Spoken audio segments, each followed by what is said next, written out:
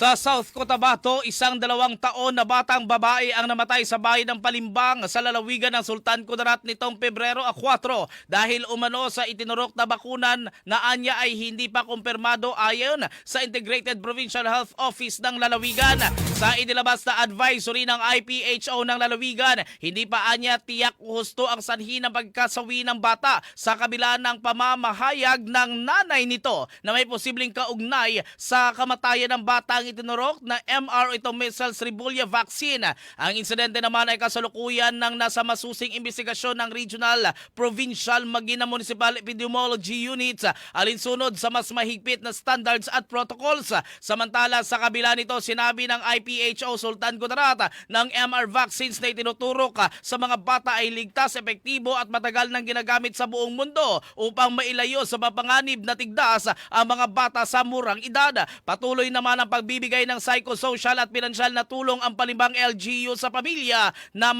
naiwan ng batang nasawi, habang nananawagan ng IPHO Sultan Kudarat sa publiko na iwasan ang pagpapakalat ng mga maling impormasyon at mga espekulasyon at tumutok lamang anya sa opisyal na mga pahayag ng DOH, PHO at mga LGUs. Sa huli, tuloy-tuloy naman at walang patid ayon sa IPHO Sultan Kudarat ang kanilang malawakang pagbabakuna kontra measles at rubella sa kasalukuyan at tatagal hanggang Pebrero 13 bilang bahagi ng kampanya kontra sa nakamamatay na sakit.